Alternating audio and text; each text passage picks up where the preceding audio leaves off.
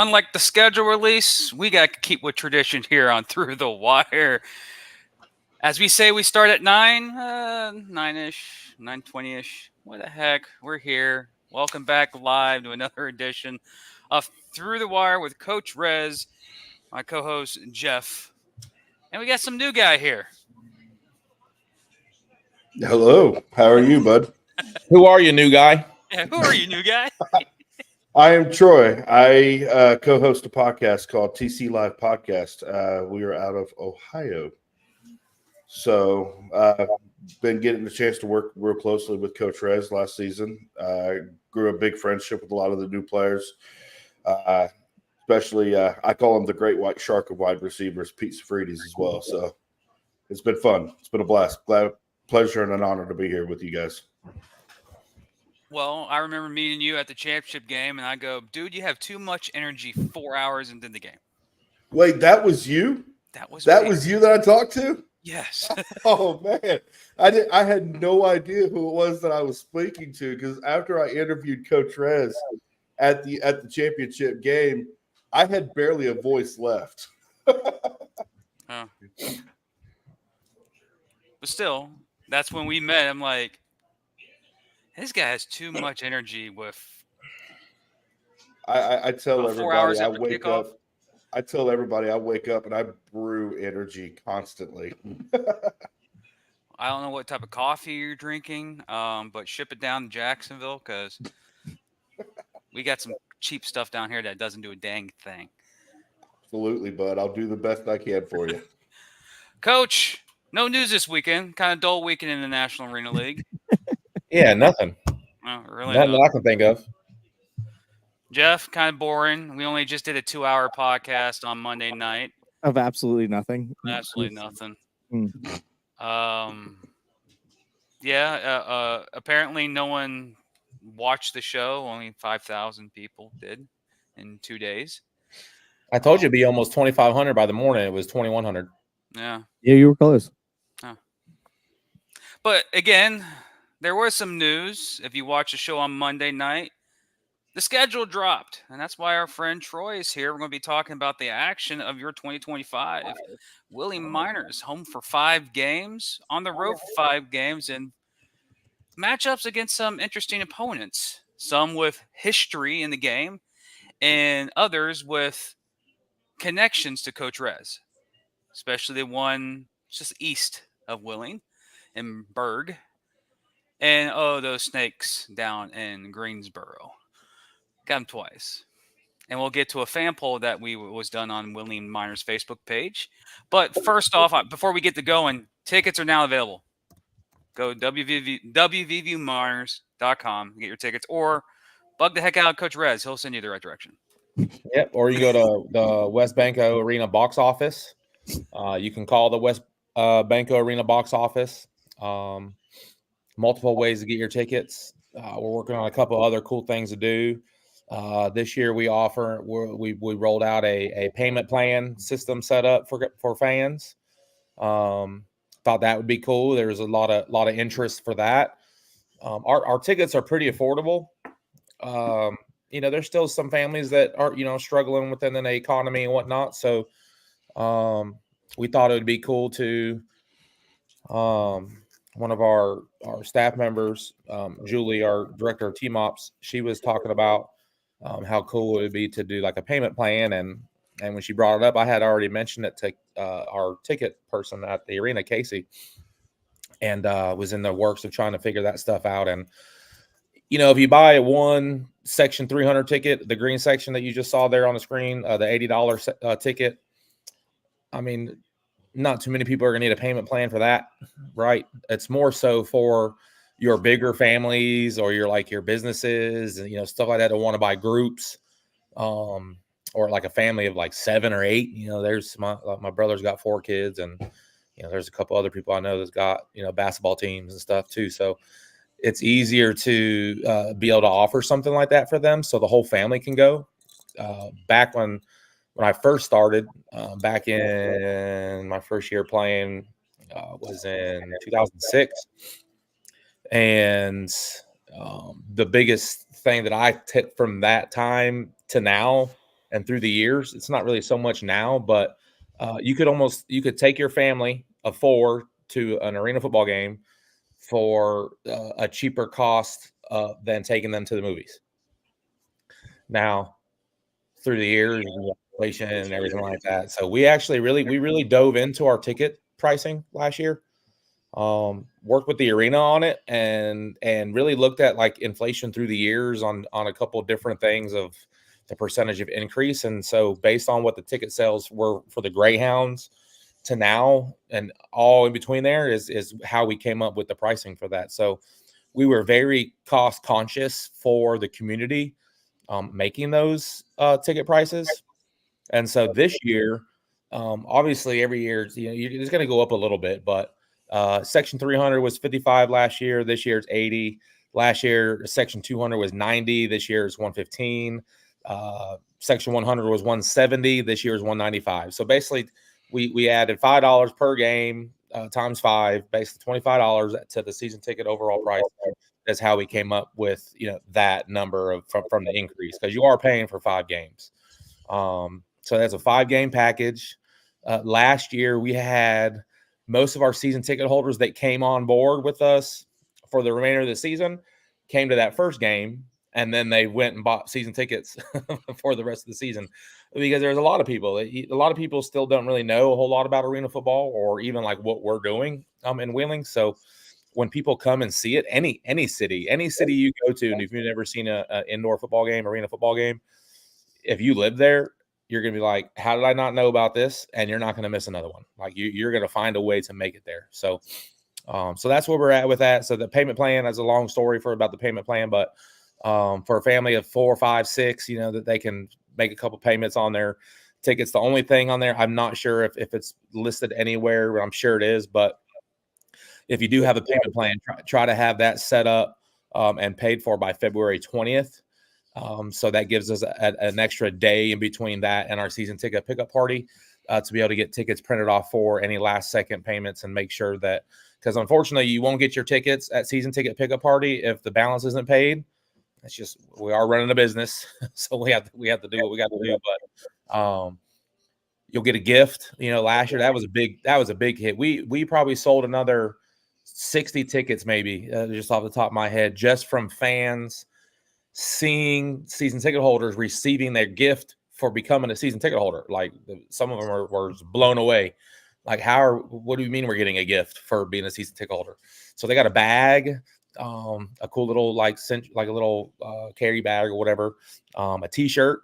The only yellow t-shirt that we have in our organization is our season ticket holder t-shirt, and it'll be like that for as long as whenever I want to change it. Really.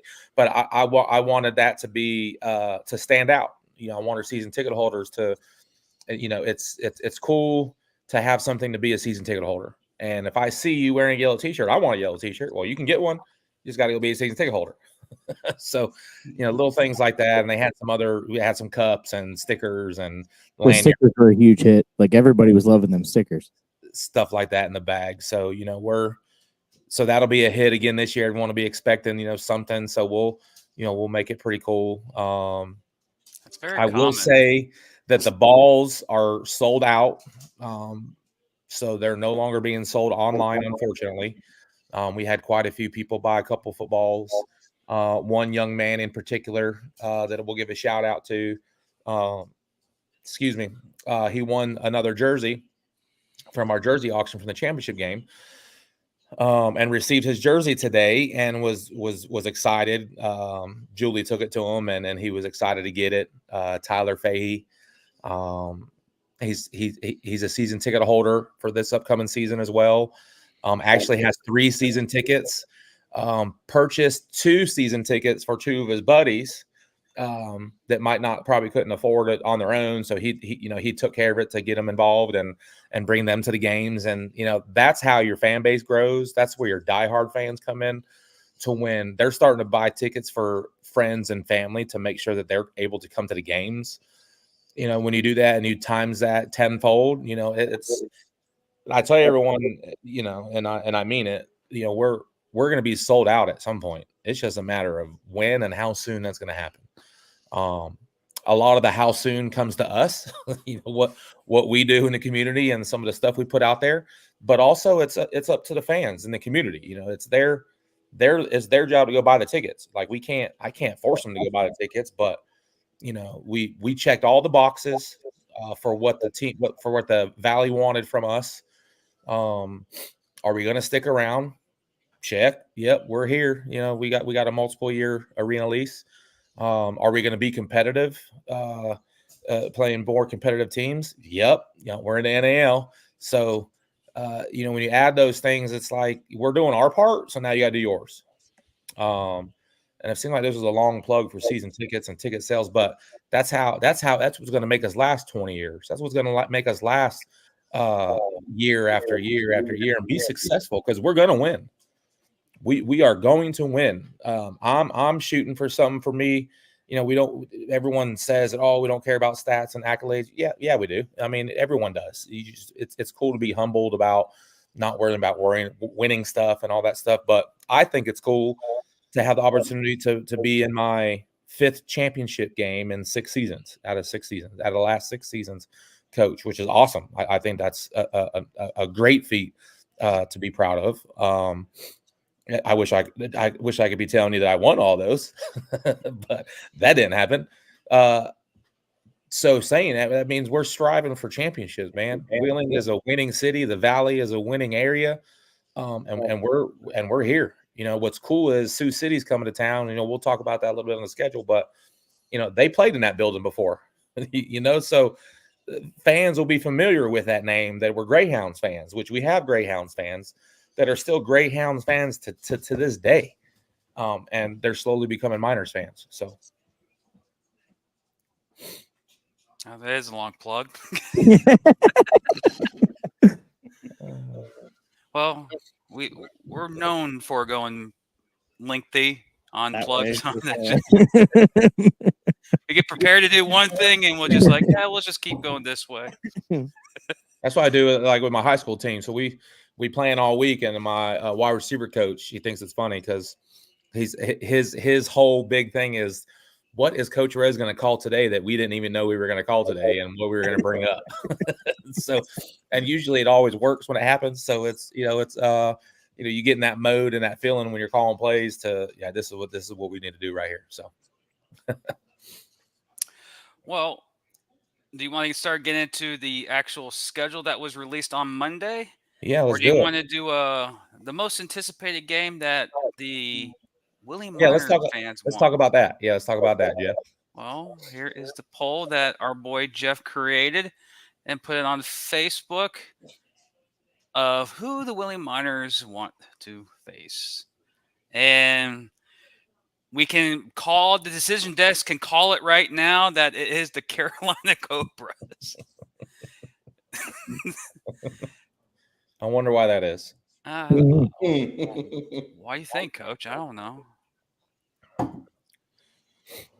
What I see that as is our community, our fan base is buying into the Coach Rez mindset. That's exactly what that is. They are buying into the Coach Rez mindset, to where if Coach Rez hates them, we hate them type thing. And when you get that arena rocking and it's going to be loud and they come in there, I did tell someone the other day that I am thankful that we get to play them first at home. Get that out of the way, so when we go to Greensboro, it's still going to be exciting, but I didn't want that to be our first game against them, because emotions will be high. I don't want to show out too much. I still got friends there. I still got fans that are going to be, excited. I don't want to piss anyone off, too bad. So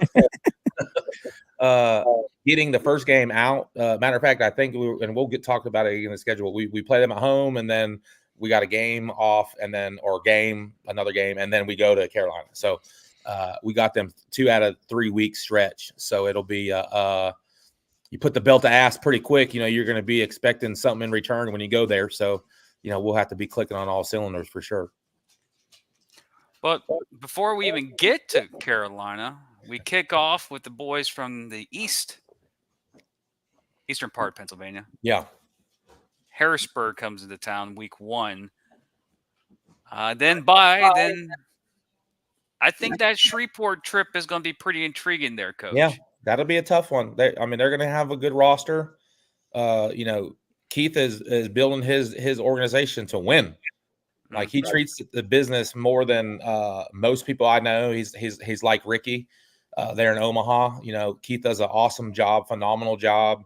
Matter of fact, I was looking at our group text, and he texted he was going to be in Columbus, Georgia for work or something like that, and just reached out to the Columbus organization talking about he's going to be in town, wanted to maybe meet with like their salespeople to see some of the stuff that they got going on. Maybe he can learn something he can share with what they got going on in Shreveport. And our owners across the board are all about the success of the league, because the teams are what make the league. And so that was pretty cool to see that. So all in all, that's going to be a pretty good, exciting trip as well. Shreveport, Louisiana, be a nice place to go to. So we're looking forward to that. Well, two of the first three games are against Harrisburg, so you'll get that rivalry, if it even becomes a rivalry, out of the way. Before we get to some crucial series in the second half of the season against the Carolina Cobras, that we've mentioned twice. But in a traditional powerhouse in the indoor game, one half of the I-29 rivalry, the Sioux City Bandits. You travel to Tyson Event Center, and you get them here, wrapping up a 3-game stretch in later in the season that is pretty key in a very manageable second half of the schedule, in my opinion. Yeah, some of our fans were a little frustrated that we didn't have more home games in the first few weeks of the season. I don't really look at it like that. One, we got to play the schedule that we're given. There were some fans confused about like teams, if the teams would schedule more opponents, or I had to clarify a few different places that the teams don't make the schedule. The teams turn in their dates, and then the league gathers all the dates. Basically, imagine it like throwing it all on a board, and then you got to play puzzle game to try to make it all match up to where everyone can have the same, but you still got to try to make it what's the word, the parity throughout the, like, you don't want to keep focusing on Omaha and Sioux City beating up on each other, because they're like two of the top teams. One that was never going to happen because Ricky was one of the main people helping make the schedule, so so that wasn't going to happen. But the way everything was set up across the board, some people are confused a little bit on why some teams may be playing a couple teams like 3 times and those things like that. So because the league is very business conscious for the owners, to where why are we going to travel back and forth to Idaho and then Colorado from Wheeling? That doesn't really make sense. We could have done that, but that doesn't make sense, right? We're trying to be positive for the team's operating budgets, not adding a bunch of travel. So they try to keep it regionalized within the teams that are in good traveling distances. And don't you think they actually looked at the formulas of the ticket prices for airports? That was huge with Colorado moving to Denver. Moving their easy to get to Denver. Yeah, it wasn't that easy to get to where they were at. Now they're in Denver. You fly right in and out of Denver. Like if we were playing them, we're not playing them, but if we were to go to Denver, it was only like no group rate or anything, a $300 round trip ticket, nonstop from Pittsburgh to Denver. That's easy. That's great. I was excited. There was one version of the schedule that we were going to Colorado. Early on in the process, that stuff has to move around quickly because the way we drug our feet with the schedule and whatnot, trying to make sure everyone was good with their stuff. Teams were losing dates. And so as you're losing dates, we were getting pressure from our arena, not really pressure, they were just inquiring about, hey, when we get in the schedule, you've got people asking for dates and we're trying to hold off as long as we can because we know the schedule's coming out soon. So it just makes it hard. Making schedules are not easy. So someone's going to be pissed. Everyone's not going to be happy. People ask about the divisions. I could say that we're working towards, I'm pushing for divisions.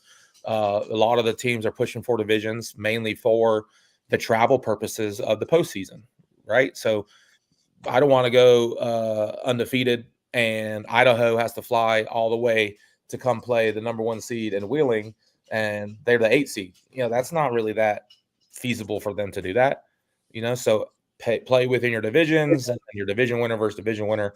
So hopefully we'll figure that out. We'll figure that out next week on the league call and get that squared away. So we'll see how it goes. I know what I'm pushing for. It seems like, feasible across the board for everybody. Everyone's kind of in agreement. It's just a matter of the details and the things that the league's doing for the teams, for postseason and that type of stuff, working all that stuff out before we kind of determine, the finalization of that. Troy, you got any questions to ask? Because I know you're on the show to talk about the schedule. I look at it like this, and I think Coach Rez is correct.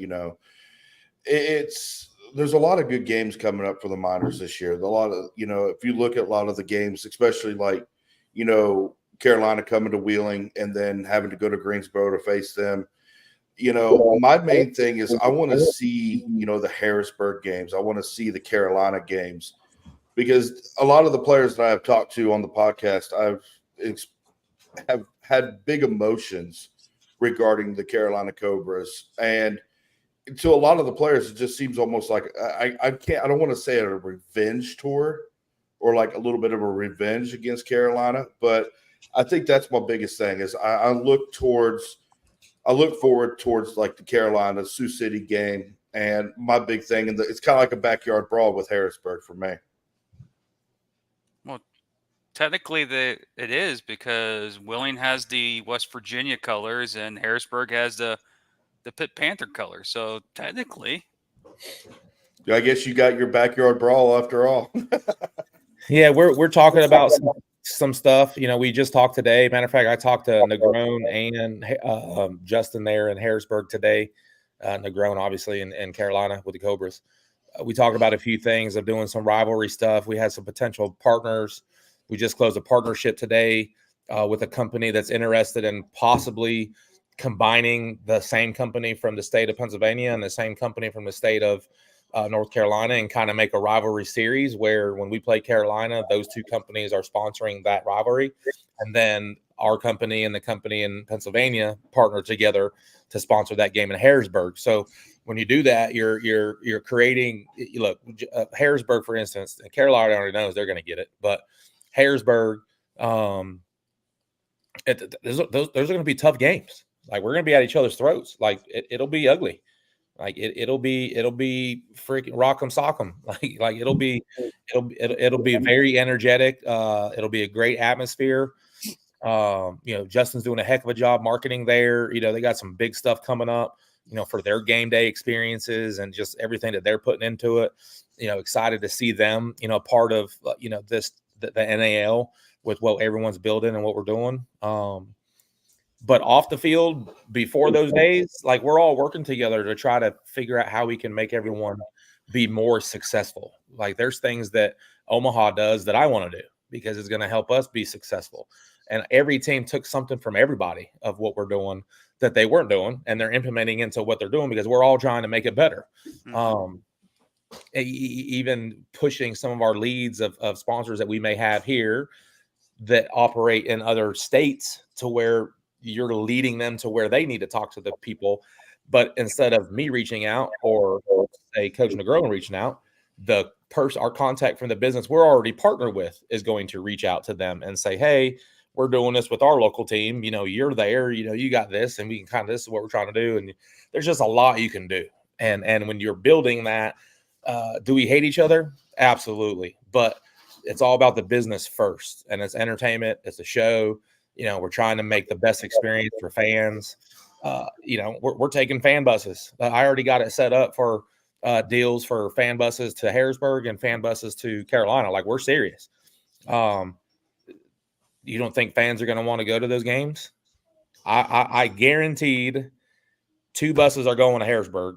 I could already figure that out. 1 for sure to Carolina, maybe 2. And don't be shocked if we had more than 2, because they're not your full. They're like 39 passenger buses or something like that. But you do whatever we got to do to make it a great experience for the fans. Like that's going to be awesome. I would not have wanted any of our fans to go to any of our away games last year. Like it's especially if it's their first time seeing a game, and there were some of our parents, of some of our players, of parents, because some of them was our first year playing. I specifically went up to them, shook their hand, thanked them for coming. Please don't let this be your visual of what indoor arena football is supposed to be like, because it ain't like this. Thank you for coming, supporting your boy, but you need to come to Wheeling and come check it out how it's supposed to be. So, and when they did, it was like, oh my gosh, coach, it's so different. It's so night and day. I'm like, I told you, wait till you go to like Carolina, and it's a bigger arena. It's like twice the size, 3 times the size of West Banco. It'll be cool. Yeah, it's 22K. Yeah. It's built for the ACC. That's why it's basketball. Yeah, Basketball. and Country, there's stories there with the hockey teams that used to play there. The Hurricanes play there a year or two before they moved to Raleigh. But there was a minor league hockey team. I don't remember what league it was in, ECHL or something like that, maybe. But there was like 18,000 fans there for a hockey game. And I'm like, that just blows my mind. Like we could, if you had 18,000 fans in the Coliseum playing arena football, like that place would be nuts. So, but they're working it hard, and DeGrone, DeGrone and I give each other crap all the time, but we just want everyone to be successful. Well, just imagine 18,000 in West Banco. The building only holds 5,000. Well, I'll tell you what, when there's 3,000, 4,000 in there, it sounds like there's 20,000 people. Mm-hmm. That would be nuts. There was about 3,500 for the championship game last year. Almost 4. That's still pretty damn good. It was like almost 3,300 or so for the playoff game, which I thought it was more, but I mean, who am I? I'm just the coach. So, well, text Duffy and he'll give you the actual number. Actually, he gets the information from me. Well, text yourself. Let yourself. But still, yeah, Greensboro is a massive arena. One thing about the National Arena League, we're actually going to arenas. Mm-hmm. So Tyson Event Center is about a 5,000 seat building. Omaha Ralston Arena is about 5. So Greensboro is the one that's abnormal out of all the teams in the AL because you go from a 5, 22,000. It's a big difference. You go from a arenas that are meant for ECHL to an NBA / college basketball arena. It's massive size, and I've been there for not for arena football, there for basketball game, and very disappointing. It was one day, and that was it. And Florida State got killed by, I think, like NC State or something like that, by like 30 points. Very bad. So, any fans asking? We got a couple of fans asking questions about bye weeks early in the season. I can kind of answer this question because Wheeling Miners are a attendant of West Banco. There's also the Nailers who call that home too, and that's also time for ECHL playoffs. So they could have those could be the dates because most likely, I don't know how it is, Coach. They get first dibs on the dates because they are the tenant of the building. Yeah. So I think that's the reason why the buys are like that. And also, it's what Todd did. He created the schedule. Yeah. So that's a good thing for us to the fact of the league didn't want us on the road for the whole month of March. Sure. It's just if you're traveling, you don't have no money coming in. So that means you're paying out every week that you don't have money in. And yeah, I mean, we'll do what we need to do, but it just puts a strain on stuff. Like when you don't have any money coming in, that's any business. You don't have any revenue coming in, but you're paying everything out every week. Boom, boom, boom, sure. Boom. That's tough. So they did a good job of and we're not the only team. There's multiple teams that have a lot of bye weeks in the front part of because of hockey or all kinds of stuff. And some teams were losing dates, like I said. So it was a debacle, like putting the schedule together. The schedule was done almost a month ago, right? It's just different things. You got to take care of certain stuff and all that. But sometimes things change. You got to be ready to adapt and keep it moving. It's Well, just tough. Amarillo is the other team that had 3 bye weeks, but they had 3 bye weeks in 4 weeks. Yeah, that's tough. So bye week game, bye. Yeah. At least we got some games in between. Mhm. You know, we don't have like crazy buys back and forth. But look, I like it. Look, I played a whole season with no bye weeks, so I'll take the bye. You going to give me the bye weeks? I don't ever want to be in that situation again. Now Yeah, but you don't want to relive that season though. no, I don't want to really leave that season, but it was motivation to have a bye week at the end right before the championship game. So it was like, if you want your bye week, if you want your week off, like we got to get to the championship, you know, and we made it. So Well, no, so we probably switch it out. Let's see, how many games we play in June last year, Jeff? 3? Yeah, 3. Three or so. So luckily for us, everything was pretty much wrapped up at that point with arena events that, you know, where their concerts and all stuff. Once they get to the summertime there, you know, people are doing stuff outside. Like people aren't really doing, and that's really all across the country. But we were fortunate that our turf was able to stay down the whole month of June. So that helped us, you know, going into that championship game, you know, July 6th, that was pretty good to be able to practice in the arena every day. And we won't have that luxury this year. You know, luckily we're very blessed with a very nice indoor practice facility to compensate that. But I feel like we might be able to get in the arena again in June, which will be big for us because guess what June is, fellas? That's postseason time. So what better way to be prepared for postseason when you're practicing in the arena, right? So so we're looking forward to that. So get the bye weeks out of the way. We want to play. Like we want this thing rolling. Like I want to roll right into the playoffs on fire and win another one. You know, that's our goal. Why do so well all season and then now you got to get a bye week? You know, that's another good thing about West Banco is they do have an awesome surface that sits between the ice and the turf. They have a nice black surface that covers it. So to answer the question, the ice does not affect the turf at all. Like it's a nice smooth black surface that goes over right top of it. The turf lays right down over top of it. No contrast in ice and turf. So yeah.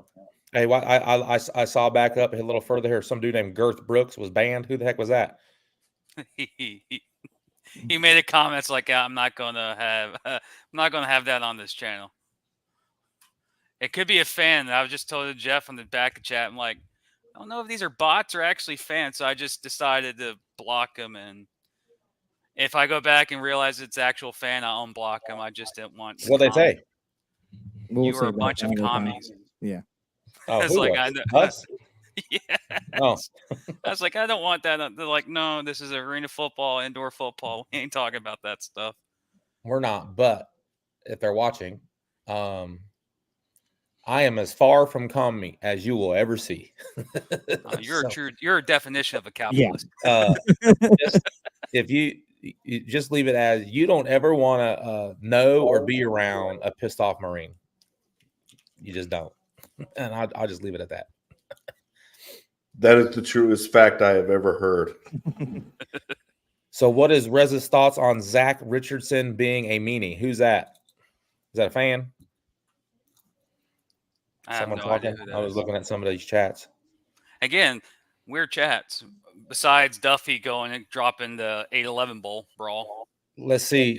Matt Brown. He's with the team this year. I kind of added a position to our coaching staff, our QC guy, our quality control, which is going to be big to the fact of maintaining players' mental state, morale. You know, keep guys motivated. You know, we'll have a not necessarily a rule in place, but a policy to where, like, if you need to talk to somebody, like Matt's going to be the guy that you need to talk to. I won't. There's no reason for me to know about it. I don't need to know about it. The only way he will tell me about it is if it's anything that's detrimental to our team, to cause any issues with our team, within the community and our fan base and just our image, then I need to know about it. But if it's just normal life, personal stuff, like I keep it. The players got to have someone to talk to. If there's an issue within the organization to where if they got to move or they got to move a certain way or they got to go home for 2 days to take care of something, obviously I'll know about it, like that they need to go, but they have something they need to take care of. I don't need to necessarily know all the details. I felt it was important to have somebody like that. And then when we, travel and games, like he's going to be there to help with things that the players need. He's going to help me with certain things that need to be taken care of. So I'm not running around. I'm trying to create it to where I don't have to be running around all crazy on game day. Which, if that's the case, we won't lose a game. If I don't have to worry about anything else, we ain't losing. That's my mentality. That's how we look at it. Because if I can do all this stuff and juggle all this stuff and look like a freaking monkey in the zoo with all freaking balls and everything and juggling everything and still eating the banana, what am I going to do when I ain't doing nothing? We're going to dominate. That's where the gorillas come in, right? You'll be drinking your coffee. Yeah, I'll be drinking my coffee. That's what I'm trying to create and the experience and be able to enjoy it. And, I got great coaches, which I'll be announcing our whole coaching staff tomorrow. Got our OC, Sean Lyotta, we announced him not too long ago. He's one of the greatest offensive minds in the country in this game. Mm-hmm. That was a no-brainer. And luckily, he's only like an hour away, he's out of the Pittsburgh area. And then Coach Mott, I mean, he showed what he could do, with our defense last year. Our defense will be one of the top defenses in the league, hands down, no question. I'll fight you if you say otherwise. So, it's that's how much confidence I have in our defense. And in this game, if you can have a great defense, you're going to win a lot of games. Because if you're scoring, now let's talk about the scoring. Our OC, Sean Lyotta.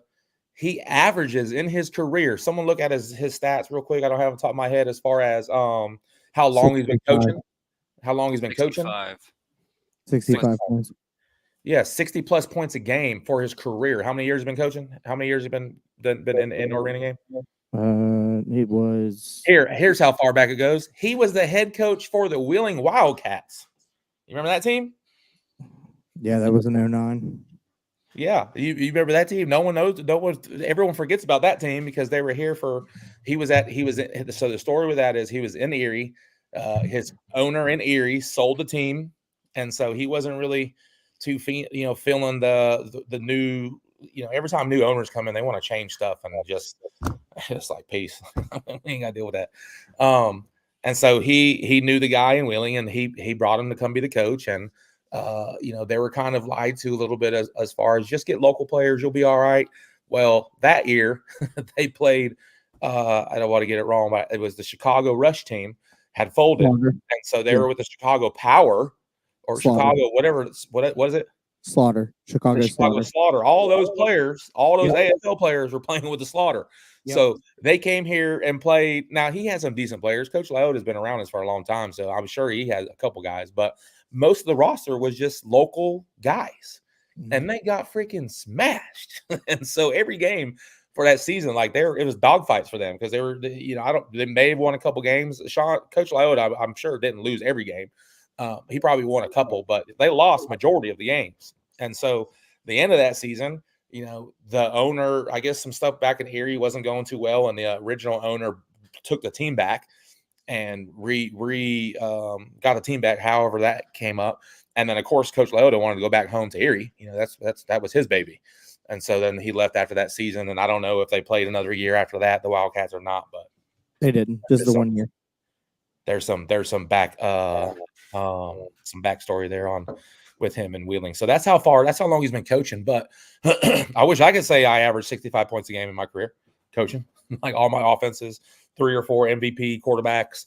I've already mentioned before Coach Lyotta was hired, Grant was going to win the MVP this year. Now we got an MVP type coach that's got to be coaching his dude. He's going to win the MVP. There's no question. This ain't the year. I won't go that far. I'll leave that because we won't say anything crazy like that. But we're gonna get our flowers. Grant. If our dude is the MVP, make him the MVP. Was that Troy? Well, Coach, I don't mean to say anything about this, but if you look at Coach Sean Lyotta right now, I mean, correct me if I'm wrong, but he holds the record for the most points in a single game, though. It's like 137, I think it is. Like 137, 136, 138, something like that. So, I mean, that means a beast when it comes to the offensive side of the ball. And to be truthful with Grant Russell, I mean, it's all from here. It's just going up now. That's all it is at this point. It's just constantly going up. Oh God, I know who that comment is. I mean, I know who it is now. You know how many names I got flying in my head? Like I know your face. I know you if I know you. But if I don't know you, I would be honest. I'm going to tell you, I got some tricks and stuff to figure out what your name is, but yeah, that's my bad. I don't think anyone's a meanie. I've never called anyone a meanie before. To be truthful, I think it might be my co-host, to be honest. Okay. There you go. But yeah, like if you look at Sean Lyotta right now, I mean, in all technicality, the way Grant played last year, won an MVP last year, and now you're bringing Sean Lyotta in as offensive coordinator. I mean, all from here, it's up now. Yeah. I mean, and that's all it is. And I'm excited to see how much more Grant can build off of Sean Lyotta now at this in the upcoming season, because it's going to be absolutely insane. It's going to be nuts. Yeah, and just the preparation that he puts into it. He's hounding me every week. Yo, coach, we got the huddle yet? We got the huddle yet? We got access to the huddle yet? And so, and I'm on, on the league, and if Todd's watching, we need that huddle stuff, man. And he said we'll have it here pretty soon. So, we already have huddle, so it's just a matter of transferring our huddle account over to the league. The main thing he wants to have access to is be able to see the games, of the teams we're going to be seeing. So, because we like it's back to real life football. Nothing wrong with last year, what we were doing. We met, we had meetings, we did everything we needed to do for the players to have them prepared to dominate what we were in. Now it's just got to be turned up, an extra notch, because we have to be prepared in all phases, all aspects, everything that we do. We got to be on it. If we slip up one thing, that could cost us the game, because most of these games are going to be pretty tight, and that's what I'm looking forward to. I could say we'll win every game. Well, yeah, that's what we want to do. But there's probably going to be a couple of games where we might lose by 1 point or 2 points. I promise you this: we ain't getting blown out by nobody. That ain't going to happen. Could we lose some games? Yeah, I mean, anyone can win in this league. I think Idaho was a lower team, last year. You don't think they learned of where they're at and what they need to do to try to be more competitive? Yeah, I mean, Chris, he's a competitor. Their owner, coach, he's a competitor. Like he's not going into the season. How can we stay exactly like we were last year? Ain't no one doing that. So when you got that kind of that fight amongst everybody, the games are going to be awesome. Fans won't be bored from these games this year. I don't have to worry about trying to make up stuff to take eyeballs away from stuff of visuals and with the drum line and all that. Now we get to use the drum line, as part of our home advantage. Away team is going to suck for the away team because they're going to be right next to them, and so they're going to be hearing drums all night long, and it's going to suck. And so that's what we want to do. It's exciting all across the board. Well, speaking of Grant Russell, please join me and Jeff tomorrow night on Inside the Walls podcast, as Grant Russell is our special guest. So QB1 will be on Inside the Walls tomorrow night, 9:00 Eastern. Right. Yeah, isn't it great that Willie Miners is on everything, being talked about by everything? The schedule show. Obviously, you guys talked about our schedule part, but the Cobras talked about the Willie Miners all night. And so, and then tomorrow night show, Grant Russell, MVP of the league, coming up. The future 2025 MVP is going to be on. And we're going to catch hell everywhere we go. I don't care. I want you to yell. I'll have candy for you for the kids. I'll do my part. And build fans, and I got fans everywhere. It's awesome. They hate me when we play in, but then it's a great experience because that's what they come for. Oh, oh man, I forgot to load it. What we talked about the other day about the haters and have the logos. Yeah, I was waiting to see it come on the intro, and it didn't come up. But that's a work in progress. We'll get that. Oh, I can get it pretty fast. There you go. Do it. There we go. Because we're talking about everything anyway. So that'll be a part of the new intro. One thing I want to go back to Matt, since you're paying attention, Matt.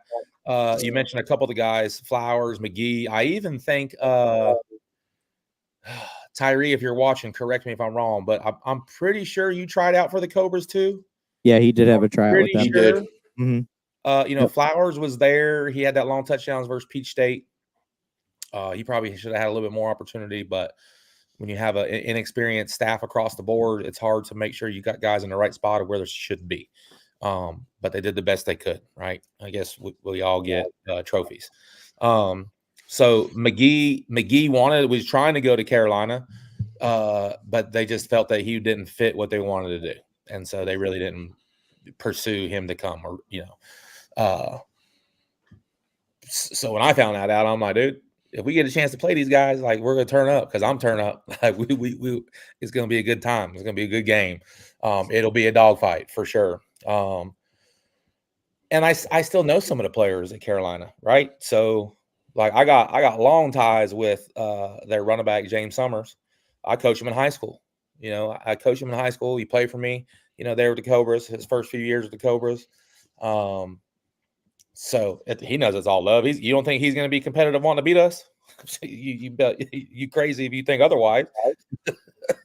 But it's gonna be good. Will it get ugly some? Yeah, because some of their fans are assholes, and I'm just gonna say it. They are. I had to tell one fan because he was talking so much crap to me. I was like, "Well, thanks for paying for the ticket, bud." So it's you got your own haters within your own fan bases sometimes, and we got people within our fan base that don't like some of the stuff that we do and whatnot, and it's cool. But just enjoy yourself. It's great entertainment. I promise you have a better time than when you go to the Steelers game, because I've been to a couple Steelers games and it's cool, but you're just sitting there, right? That's not that fun. You can interact with the players. The ref makes a bad call. You can walk up to the wall and you can yell at them. Like, you can't do that to them referees in the NFL. So what he was saying was, how are we looking forward to with some of the players that got cut from the Cobras? How are they going to be looking? I know they're going to take it just as any other game. I'm going to do my best to do that as well, because it's important. You don't want to lose your composure. There's ways to be aggressive and excited within the moment, but you're not being malicious about it. There's a difference, and some people don't understand that. But it'll be good games. I'm looking forward to all of it. Sioux City for us, I believe, we got off the schedule way long time ago, but Sioux City for me, those two matchups, I really feel those are our main two matchups for the season. Every game is important. Don't get me wrong. We're going to prepare the same for every single game, but the experience of that team, the experience of that coaching staff, the head coach, he's been around a long time. I just told someone today that with coaches that are out there, right now for me, I don't really know him, but just from the respect standpoint of what I see and how he moves and all that stuff, like he don't mess around with a lot of stuff. Like, he don't care about all the outside stuff. If it ain't got nothing to do with Sioux City, then he's focused, and that's just how he is. Like, he don't have to do all that other stuff. He's a big part of their organization, and I'm looking forward to competing against them. I'm looking forward to get their best shot and try to give them ours. And it's tough. This is almost back in the day when it was really good arena football, AF2 style, where your goal was to be undefeated at home and go 500 on the road. Now, luckily for us, we got odd numbers on the road, so we'll be 3-2. That's our goal. What we want to do: 5-0 at home, 3-2 on the road. Worst case scenario. That's our plan. That's our goal. Now, we want to win every game. I'm not saying that, yes, it's okay to lose 2 games. No, I'm not saying that. I'm just saying, for what we're trying to do, we got to win, make it to the postseason. Our goal is to host a playoff game. That's our first opportunity of success for the season. We can't get to the championship game if you don't get to the playoff game, and we don't want to travel. We want to be set up in a situation to host, and then host again, and then maybe host again. To be able to host a championship game, like, you got to be on the top half, unless you're number 8 or 7 or 6, and you upset some people, and then somehow it comes around. Like, it's not easy. Isn't there a going stat or something, Jim, in the NAL where the home team hasn't lost a championship game? Yes. If I'm not mistaken, all NAL champions since 2008, 2017, because the Sharks won it in 17. Since 2017, every champion, 17, 18, 19, 21, 22, 23, 24, have all been home teams. Correct. And you can fact check it and look. I'm just going off the top of my head. I believe that that's the case. because I mean, Columbus is the we'll Buffalo get, Bills. Columbus is the Buffalo Bills of the NAL, so they ain't won in NAL. They'll be tough. Coach Daniels, he'll That's a game I wanted to talk to you about, Coach. Is that Columbus Lions game, because we haven't really touched on it, but they signed ZB, who's a very close friend of yours, and a player of yours as well in the past years. But that Columbus game could determine playoff seeding with it being at the end of the season and being in Columbus. Yeah, Columbus is always tough. It don't matter what league they're in. I think, Jim, you might have said that last night or the other night in your show. It don't matter what league Columbus is in that they're in. You're going to get the same type style team because it's about the players, it's about the culture of that team. Like you're going to be in a fight. Like they just ain't going to lay down.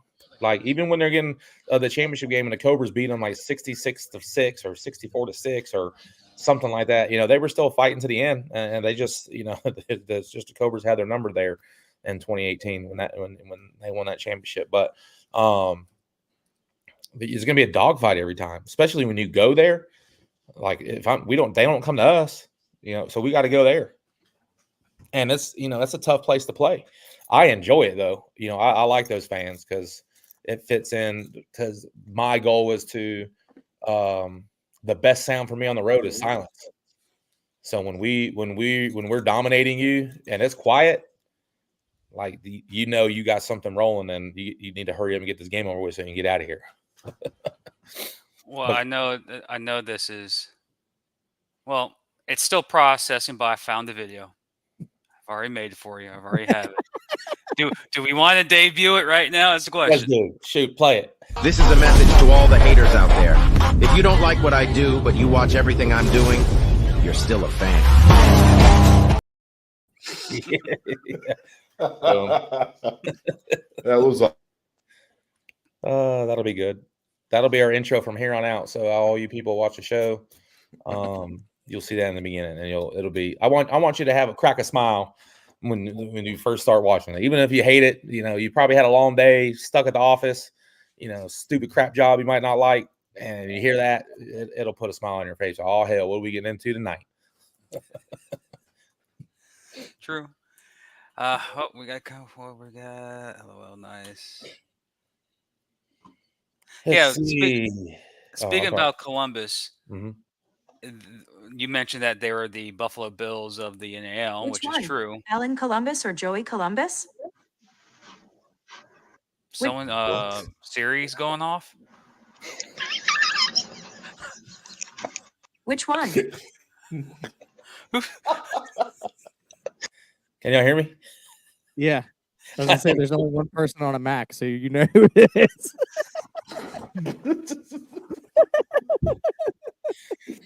Oh my God. That was funny. I couldn't get it off. I couldn't see my I had to reorder my glasses. Which Columbus, Ohio or Georgia? What were we saying now? Before Siri interrupted me. How dare Siri? I gotta stay quiet because I'm not going to mention Alexa may come off on my end. Columbus is what you mentioned is Buffalo of the NAL, their history, but traditionally they've always been postseason. They've always been the championship games. Columbus, unfortunately, even though they're the Buffalo Bills, you could say, they are also the only team that was the 4 seed, the knockoff of 1 in the NAL. And that was them knocking off Lehigh Valley that year. A team that had Darius Prince on Lehigh Valley and Warren Smith Jr., who was a quarterback. That was a comeback. That's still the largest comeback in NAL history. Was that game. 26 points at halftime and come back and they win by game win. Not really game win field goal, but game win extra point.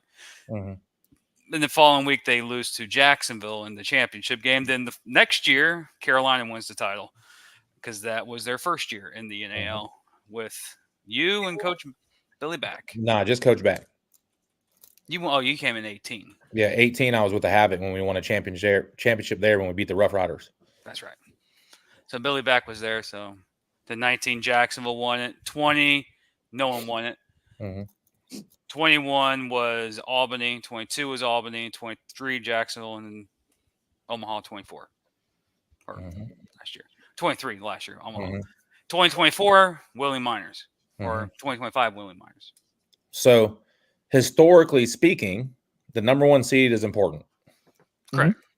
Number one seed is important. Not only is it important for you got all your home games, but in the existence of the NAL, the champion has been the home team. So everyone's going to be vying to be the host of that championship game because that's going to be important. The history of the NAL, only 2 home teams have lost in the playoffs.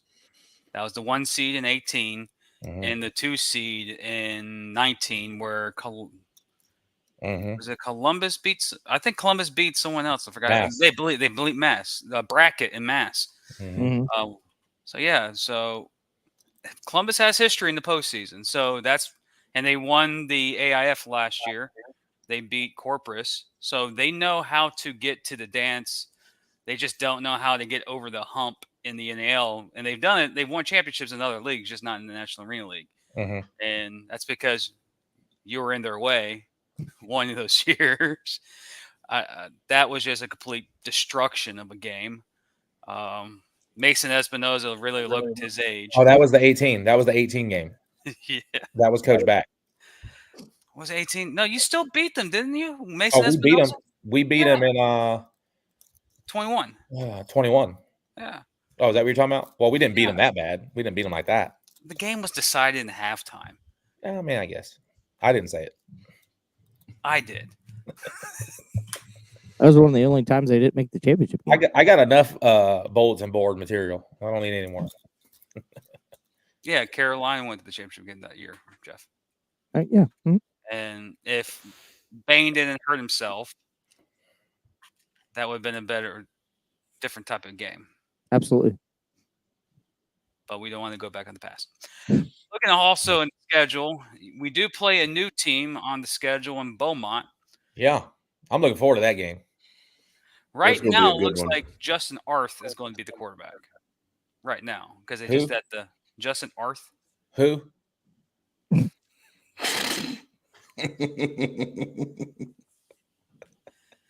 Okay, coach. No, it's good for him. He was. I think he was on another team. He got traded. No, didn't he get traded somewhere? He signed with Shreveport, then got traded to Beaumont. No, he went not Beaumont. He went to Amarillo. Yeah, I was going to say. I don't think Beaumont would sign him. Because Shreveport. Now, correct me if I'm wrong, real quick. I want to step back for a second, real quick, Coach. Yeah. Colton Renner, isn't he the quarterback in Beaumont right now? Colton Renner. Who? I think that's going to be. That was a legit who. I didn't hear what you said. Colton Brenner. Who's that? Colton Renner. If I'm sounds correct, like an arena let me look at my notes, but I mean, sounds like an arena quarterback name. It is. He played National Arena League. Orlando?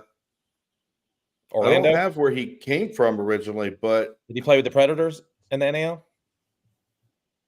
Yes. Maybe. Either that or the Streets. Was he the backup with the Streets? No.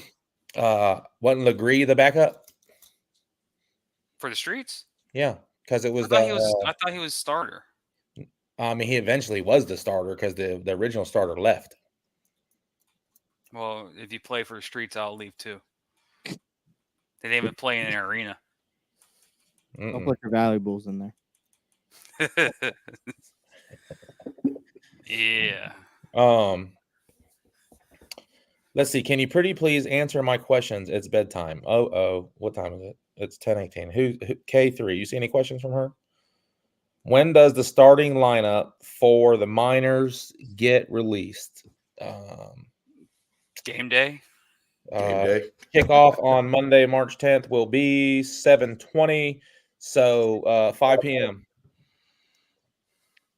5 p.m. the referees will have the 21-man roster, and so will the coaches for Harrisburg.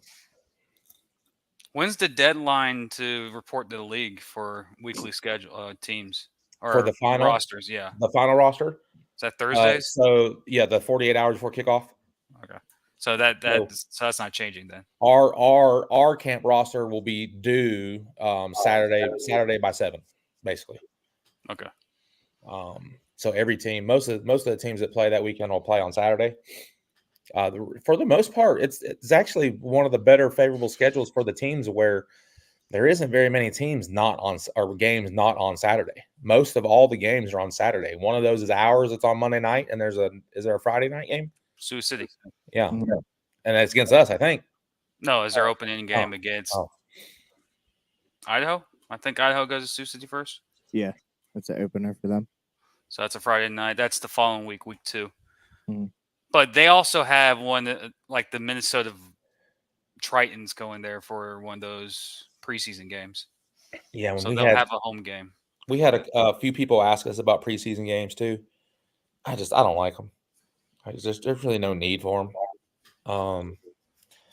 You're not going to get good fans coming to the game. Now, if you can sell them, do it. And there's some teams. Omaha always does it. So, but when you create a tradition for so many years, like the fans expect that extra game, that's there. You get to see some players. That's like your preseason game. That game is for guys trying to make the final roster. Like those are guys that there might not be sure on, but they want to see them in the game. If you can't play against a semi-pro team, then you ain't playing. You ain't gonna be playing a real game. But it's hard because sometimes as a coach, we get tricked because that kid might ball out versus a semi-pro team and then just complete butt when in the regular season.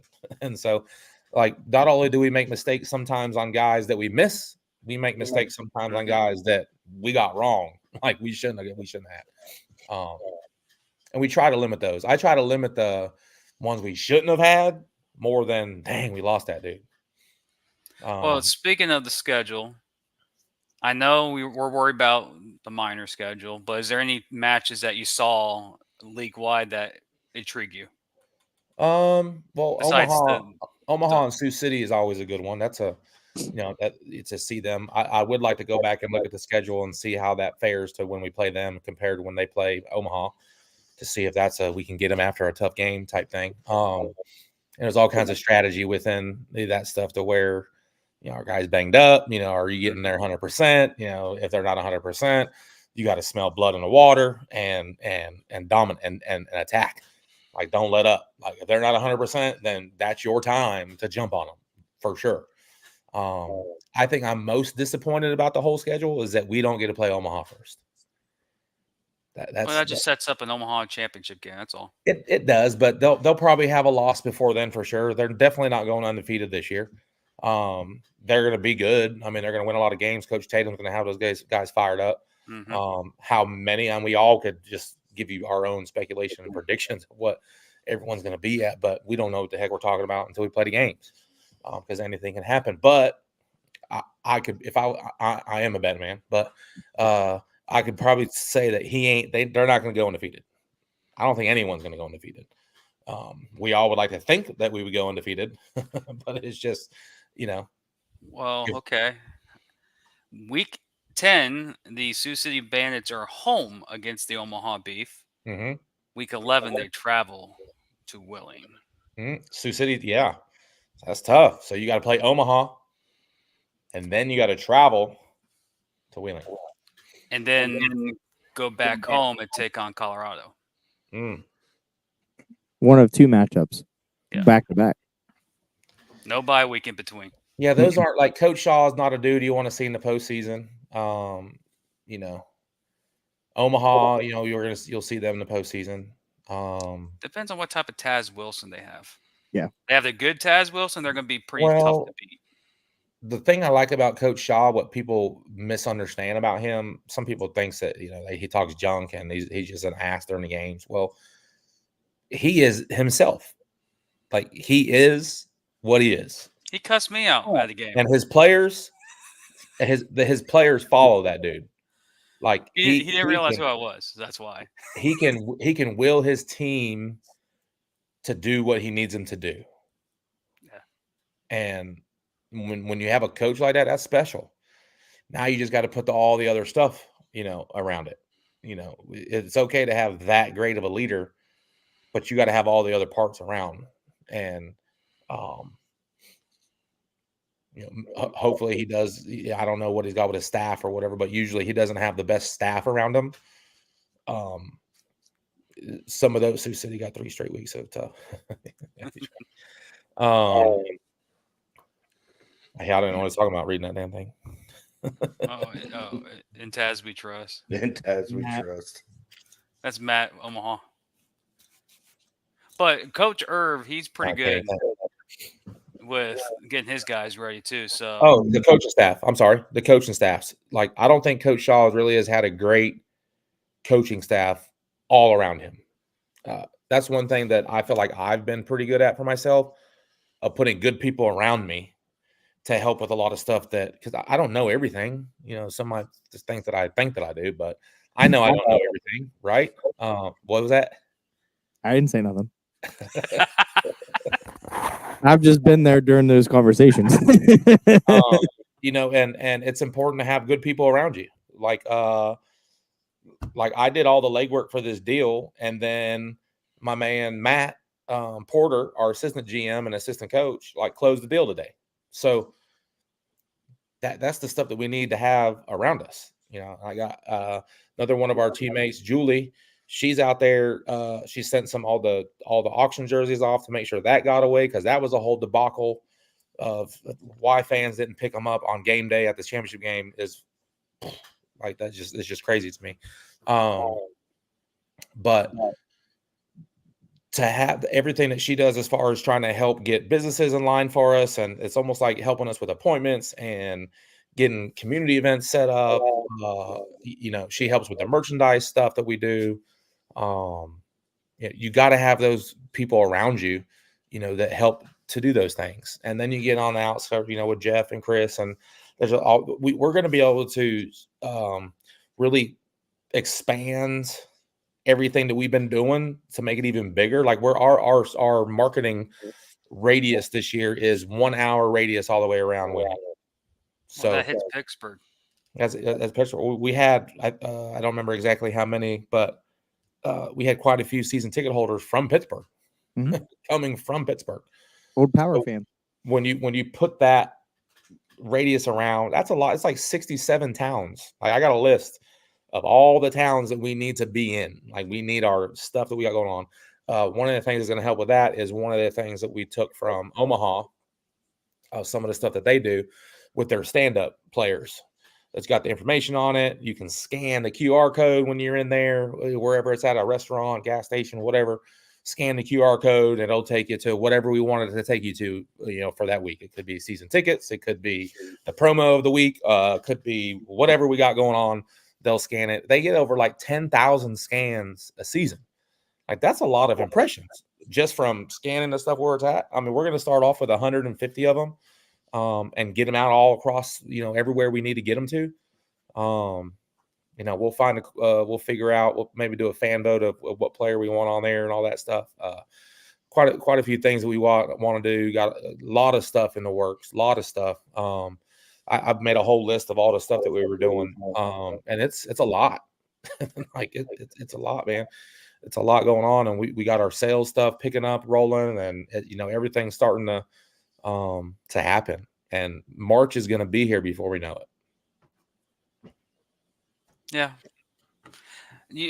Speaking about it's going to be here sooner than later, we're already in week 7 of the NFL, and it felt like it just started last week. Yeah. That's how I am with my high school team. We're in week 9. That's nuts. Well, I know there's Pittsburgh fans listening here. Your season's still going good right now. So unlike me and Jeff, our seasons are over. We're both 1-5. So we're like, our college team sucks this year. Our NFL teams are not. We're looking forward to minor football in March. It's like that's our football season. We want to get to March. Yeah. Like our outdoor teams just are very depressing, so we don't watch them. Mm-hmm. Well, and also hockey season starting up. I do like watching some hockey. So. Mm-hmm. But Troy, you've been quiet. You got any questions about the schedule, or you want any more insights? I look at this, and I want to kind of step back to the last 3 games of the season for Sioux City right now. And if you look at it, they got Omaha, They got Wheeling right after that, and then they got the Colorado Spartans. My big thing is Verlin Reed right now, the quarterback in Sioux City right now, come out of Ohio State. I mean, and a couple of the games that I watched last year between him and Carolina, I mean, he looks good. And now my big thing is how's he going to handle Omaha? And then next week he's got, and then after that he's got Colorado. Because I mean, Omaha's been top dog for last year, a few years now. Am I correct? They have the longest winning streak in indoor. So they've been undefeated. It depends for so on who many you years. ask. Depends on who you ask. True, but see now I'm if you just look messing at with you. Omaha's great. They've done a heck of a job. Don't stir them up. We'll get B fans start filing in saying the exact date. I say Ricky will pop up in here somewhere. Matt's still in here. 800. Here you go. I see Matt on there. Like watch him say like 860. 872 or something like that. 800. Yeah. Heck, I don't know what it is. It's 800 too many, dang it. But see, my thing sits now is can Verlin Reed win these big games? And these big games are Omaha, Wheeling, and Colorado. I mean, he's got a tough Omaha team right now, and he's got a big target and wide receiver in Brendan Shepard right now as well, who was with the Jacksonville Sharks as well, from what my research was gaining on ground on that. And the guy's 6'4", 250 pounds of a wide receiver. He's definitely a player. You know, Verlon is definitely a player. Can he win those 3 big games? No. He'll win 2 of the 3, but he ain't winning when it comes to Wheeling. Well, and see, that's the thing. You know, the schedule on Monday night was absolutely brutal for a lot of teams, except for the Wheeling Miners. But I mean, that's the big thing. You know, he's got us week 11 and week 8 as well. So that's the thing that I'm looking at here is can he win the big games and can he succeed in these big games? Yeah, I know. He's played some good football, man. He turned around Sioux City last year. Mhm. Yeah, when you look at Sioux City had their issues with I think their quarterback got hurt or something, and then they were struggling or something like that, and then because Verlon came on the last couple games of the season, Last 3 games, yeah. Yeah, and it was night and day. Yeah. It was night and day. It wasn't even the same team. He averaged an extra 2.5 touchdowns on their offense. I try to explain that to some of the Cobras fans. When they were talking about they're going to have a chance to win the game when they go, and I'm like, do you know who they're going to play? Like, it ain't the same team that y'all beat. It ain't the same It's not the same Sioux City team that you beat there in Greensboro. It's not. Now, Jeff, can you correct me? I might be wrong on this, but please, somebody correct me if I'm wrong. Verlin Reed was a wide receiver at Ohio State. He played with Jim Trussell, didn't he? Yes. Yes, he was in that with Pryor and them, but he really made his money when he went to Arizona. With the Rattlers. With the Rattlers, and he was rookie of the year in the IFL. Like he's an indoor quarterback. He might have been a receiver on the outdoor game, but in the indoor rules, he's a quarterback. He's somebody that you have to spy on. He's going to run the ball and he's going to throw the ball. And somebody that you didn't mention that you forgot is Fred Bruno. He is the Sioux City Bandit. Like he is the heart and soul of that team. And that's going to be a very difficult game going out there, playing in that arena. I mean, in the chicken coop, as Matt likes to call it. But they have black turf. They're in a Dungy arena. It's a cool place to play. And that's one of the things of, with these 5 away games is something we didn't look forward to last year because we actually have cool places to play this year. Mm-hmm. Absolutely. Now, right now, I know a lot of fans in Wheeling don't understand. Shreveport, from what I've heard, they're popping off with ticket sales, and that's going to be their first home game. So I guarantee that's going to be an energized building when Wheeling goes down there early in the season. And they just signed Aaron Aiken. Yeah, so, that's on the transaction wire. That's a former. Actually, I'm going to say this. I may tick off Coach Rez. May take him off. That is my first fantasy football GM draft pick was Aaron Aiken to Carolina, because we did an episode before that Inside the Wall. I was just telling Rez, like, you got to make changes. And sure enough, changes happen like the next following week. Mm-hmm. I'm like, hold up. Didn't we say that? It's Zach, like, didn't we say that on the show that they needed this or that? And he's like, yeah. We had to relook at some stuff, man, and take a look. then Aaron Aiken came to Jacksonville and haunted me that year. Mhm. Yeah, Carolina and then freaking Sam freaking Castronova goes on every year after that to be one of the top quarterbacks in the country in any game, any league, doesn't matter. Yeah. It's like, come on, bro. If we had that same Sam Castronova, we win a championship with the Cobras. Mhm. You were the chosen one. I needed, we struggled a little bit up front that year. That sucked. I wasn't all his fault with his rookie mistakes. He made some rookie mistakes, but we couldn't protect the kid. I think Aiken got beat up a little bit, but Aiken's what 6'4", 6'5", 265. He can take a little bit more, than maybe not be 265, but 250-ish. A good comparison is Cam Newton. He's built like Cam Newton. Yeah, well, he don't like that. But Aiken don't like that, so that's why I didn't bring up Cam. 6'5", 245. 6'5", 245. 245. That's Wow. a big dude. Yeah, that's solid too, man. He's a big guy. He's a big dude. And he has a rocket of an arm too. Yeah. He can sling it. So that'll be How good. tall is Grant Russell? Grant Russell's what, 6'6", 6'5", 6'6"? No, 6'4". Yeah, 6'4"? Yeah, he's going to get down to probably about like 220 this year. So that's what he wants to be at. Maybe less than that. Maybe I'm still a little high, but I think 220 for him would be perfect. Because he'll run the ball now, and he'll truck you. You don't have to make a business decision. Like either you're going to go down to his ankles, or you get the hell out of the way because he's coming. Now he don't want to run. He don't want to run. He's not looking to run, but if he has to run, he's gonna run. He'll unhook the trailer and go. Mm-hmm. Mm-hmm. And go figure, the biggest storyline last year with him was him going on his honeymoon to Hawaii during the playoffs. Here's what's sad. Here's what's sad. My high school quarterbacks. Oh, was it 2 days ago? I think it was. It was either yesterday or 2 days ago. My JV quarterback texted me. I saw a text come from him. First of all, they're at school. So I'm like, what the hell you text me for? He said, number 8's got to go. I'm like, what? He said, your team, number 8's got to go. And I said, are you watching the playoff game? And they said, yeah, coach. I said, look, man, the starter was on his honeymoon in Hawaii. They were like, what?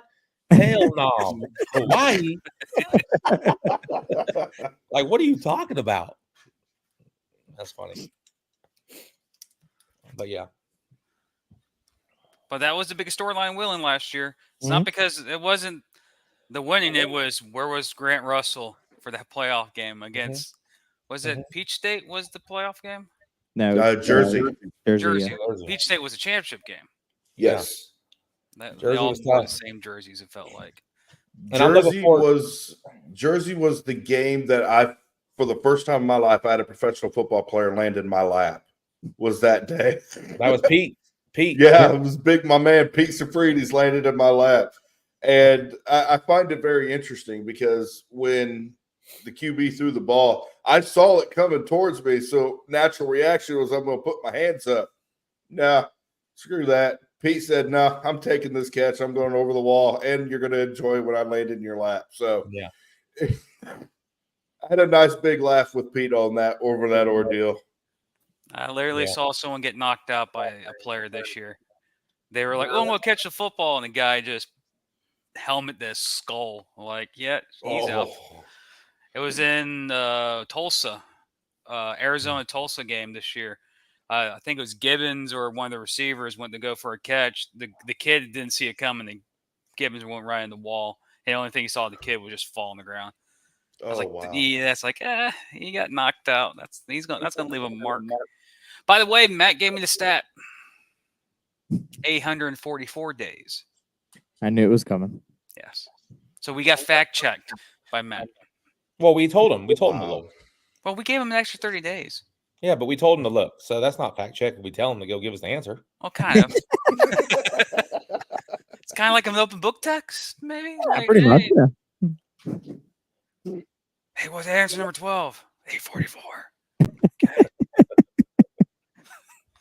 Any other questions in there that we missed? Really not a lot of questions. Steeler, black and gold, Yeah, Oh God. or That's penguin. that's my pops. My father-in-law's a Steelers fan. Darren Clark Jr., assistant coach of Carolina, interviews our preseason games, our interviews for players. There's training camp. That's when I misspoke about. So we got 35 coming to camp. I wonder, of the 10 that don't make it, that we have to release, how many end up starters for other teams? Oh, I can almost guarantee it. Do you want to do an over under right now? Yeah. I say okay. over 4. So set it at 3.5 then. I'll say over. I'd say over. Maybe that's too low then. 5.5. Set it at 5.5. If it's 5.5, I'm going to say lower. Maybe a hook. I'd say 4.5 out of that, and I'd still go higher. I think it'll push. I think it'll be 5. If we release 10, I think it'll be 5. Maybe 5 will go, and then I think. Well, I can just guarantee you this: when we release players, someone's going to go to Harrisburg. Yeah. Oh yeah. That's a guaranteed. Harrisburg's going to grab a player. It's the first. Because it's the closest team. Yeah. Let's say Jacksonville last year had 36 in camp. We cut 10 or 11, and all of them got picked up by either an NAL or an IFL team. But if you get yeah, but he's saying starters though. He's not saying picked up. He's saying starters. I don't even know how. I gotta look back how many started from Jacksonville. Very few, probably none. But I know they got picked up.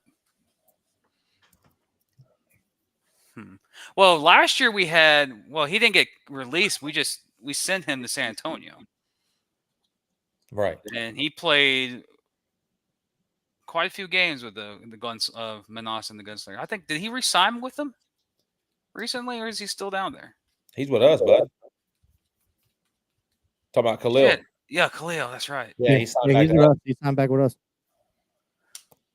I got too many leagues I pay attention to. Too many names I follow. It's how the business goes. I got it. I rather talk about the games, cover the games of the coaches shows, and break news on player transaction because I may break trust issues with some people. But yeah. Let's see. When does camp start? Camp for us will start February 20th. Players report February 18th. All that information will go out to the players if you're watching here soon. Tryouts. Do we have any coming up? Tryouts. We have 2 different tryouts coming up. The first one is our cheerleading tryouts. I want to say that we were doing it the 15th of December. Hold on, let me look.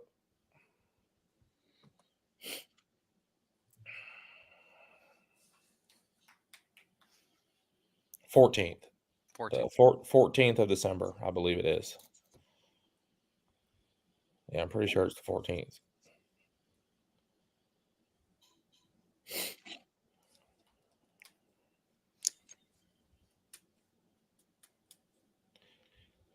And all the details for that will be out. Location is probably going to be at our dance coordinator Cassidy's dance studio on that day.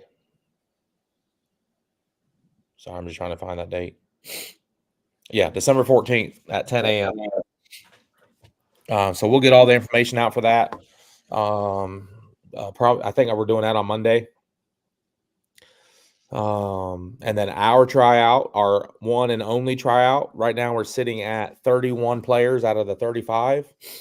So we have 4 spots open. Now, when I say we have 4 spots open, we could have 35 spots filled. And if you're better than one of our dudes, then we're going to replace you. We're going to replace them. I mean, it's just the way it is. especially if you find a local dude that can play. If you're local and you can play just as good as one of the players we have, and I don't have to house you, let's go.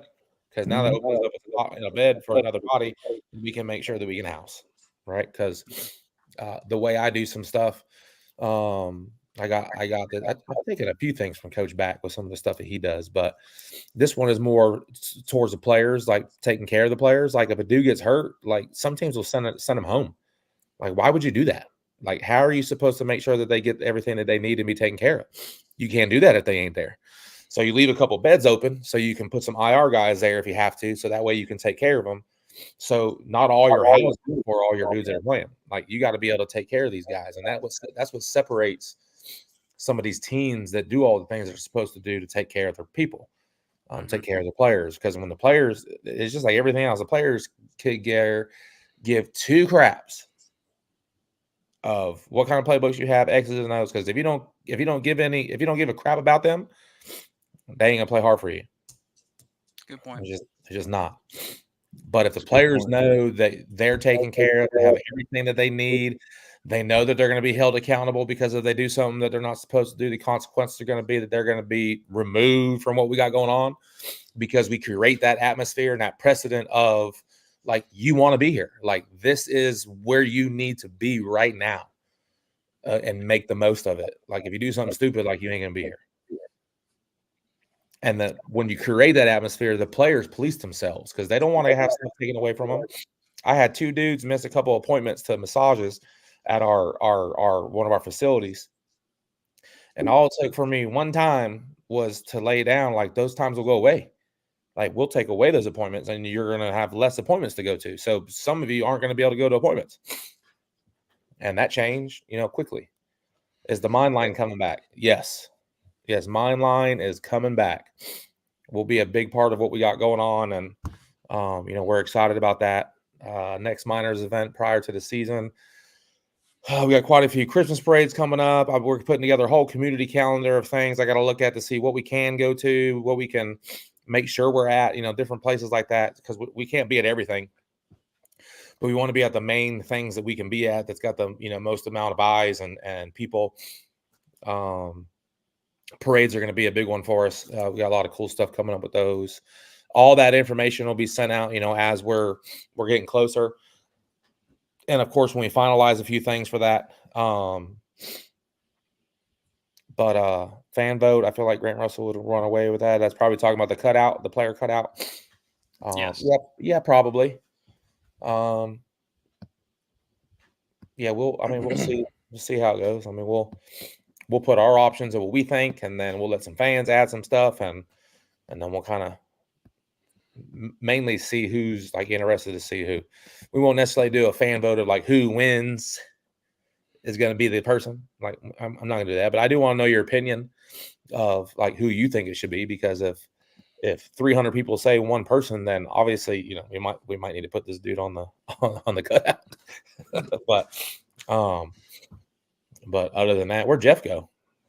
Sorry about that. Right there. Coach, I did want to hang real quick regarding the Carolina Cobras for next season is the addition of wide receiver Brentley Allen this year with them. And I'm not saying this by any disrespect, but I spoke to Jeff about this. What was it, Friday at the Buckeye local game? My main concern with this, I mean, it seems like a great addition, but my main concern is, can Brentley Allen keep those emotions in check, regarding this new season with them as well. I wonder, I don't think Negron's going to, I don't want to say deal with a lot of this. Yeah, well, he's pretty mild to some of the stuff that you'd be surprised on some of the players that we've had through the years, with the Cobras.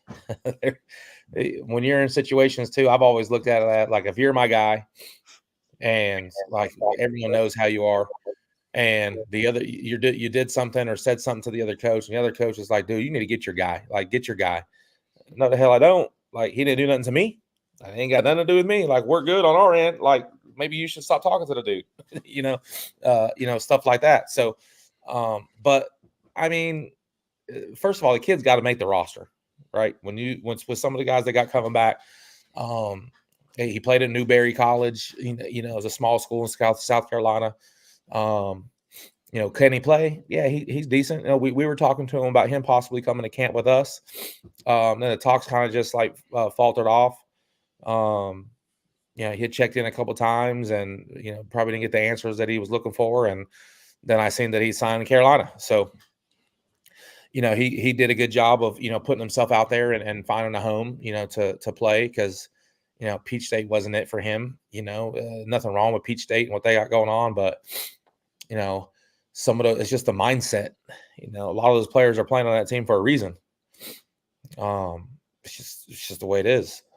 So, if you really want to like move on, like you got to move on. Like you got to try to get higher and keep going as high as you can get to until you get to the point where that you've hit that wall, and now you got to make a decision. Like, what are you done with football? Or are you going to go start your career?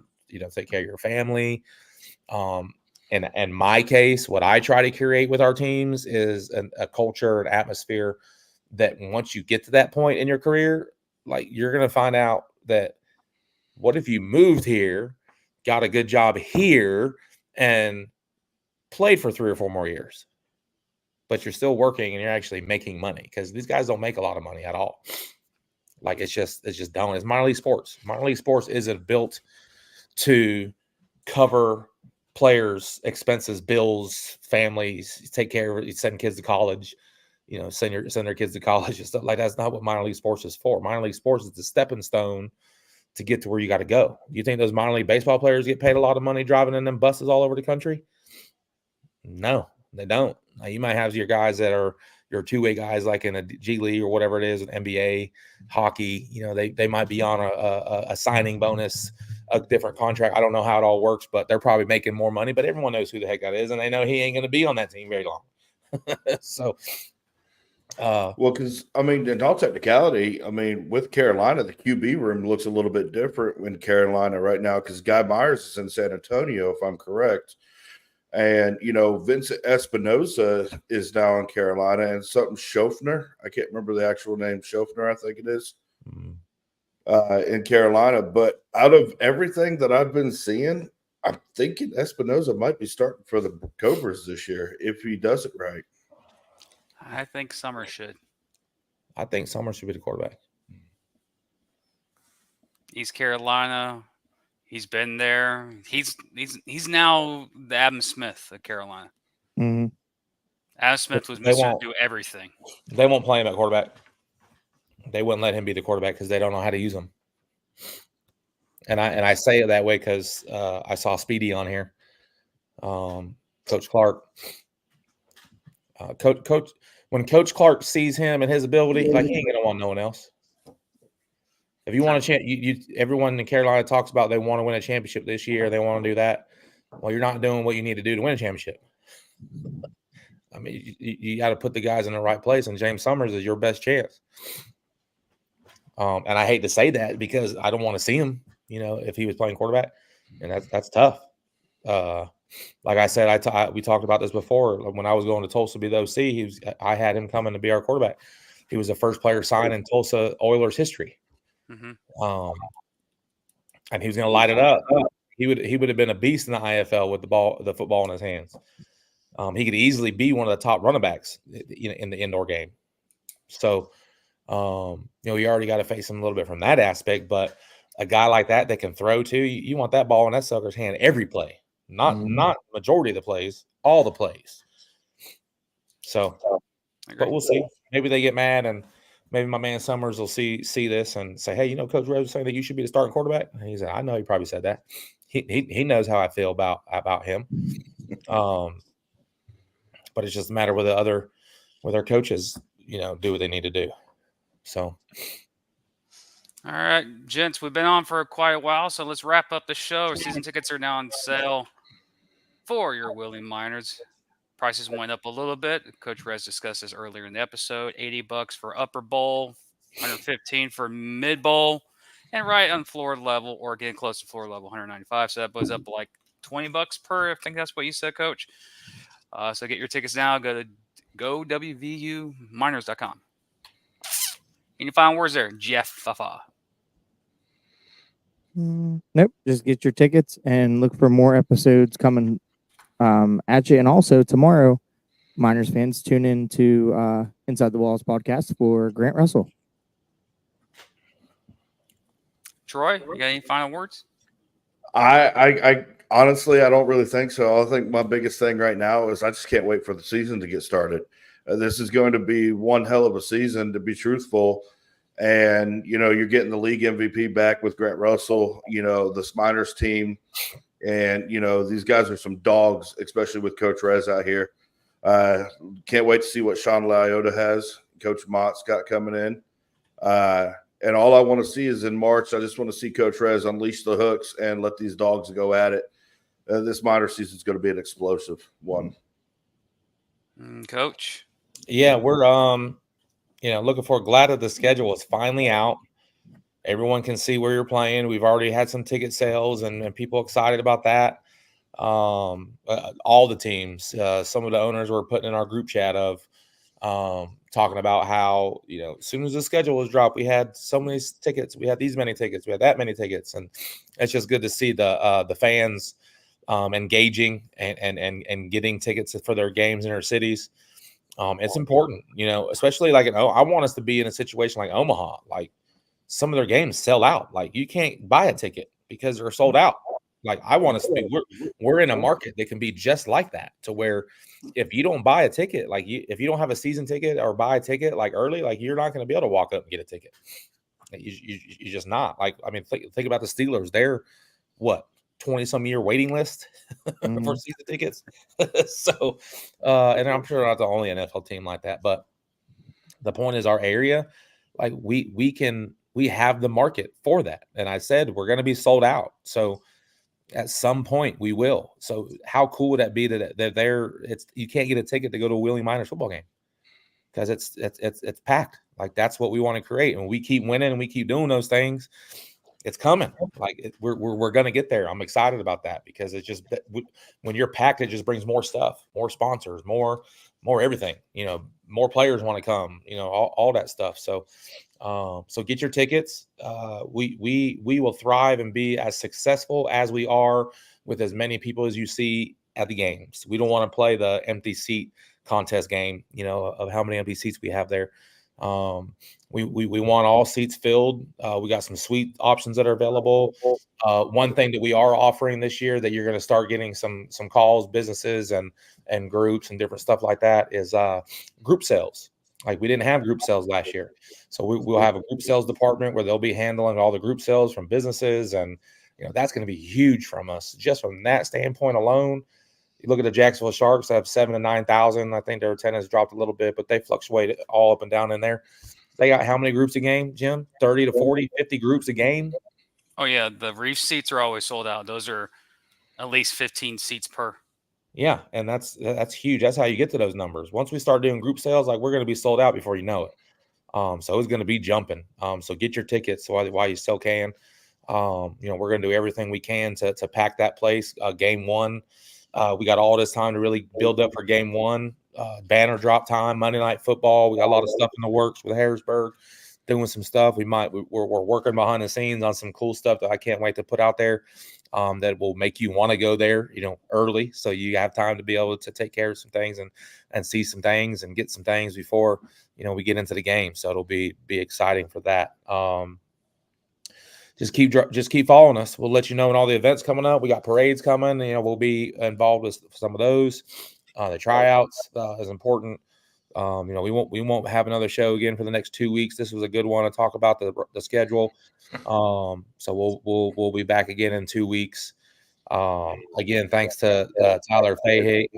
We mentioned him earlier with getting the couple of jerseys through auction. Got the football season tickets. He's excited about coming back as a fan. We that's another thing that's going to help us gain more fans is spread the word. if you are a season ticket holder watching this, tell as many people as you can. And when you get them on as season tickets, have them tell as many people as you can. We're working on our booster club stuff that we're going to be rolling out here soon. Getting all that stuff in order. We're rolling. I'm excited with what we got going on, and we're busy, and March is going to be here before we know it. I can't disagree with that, Coach, at all, because especially with us here at TC Live, I mean, we're biting at the bit right now for the season to start. Being able to get interviews again with some of these players, catch back up in person, especially with you, some of these new players coming in. I think for us here at TC Live, we're chomping at the bit right now. We really are, especially, being able to perform media at the games and then for our end of the content as well. I mean, it's exciting. We can't wait. And Jeff, you really don't do anything anyway, so no. I know. No, there will be some updates coming through the wire, and that's because of Jeff and myself. We got some neat little, you'll see on screen, some updates that are coming to make the show more interactive for you, the fans. Well, gents, so we'll be back in 2 weeks. That's Troy from TC Live, and these are my dogs, Jeff and Coach Rez. We'll be back in 2 weeks, same time, same place, for more Willie Miners football. See you in 2 weeks. This is a message to all the haters out there. If you don't like what I do, but you watch everything I'm doing, you're still a fan.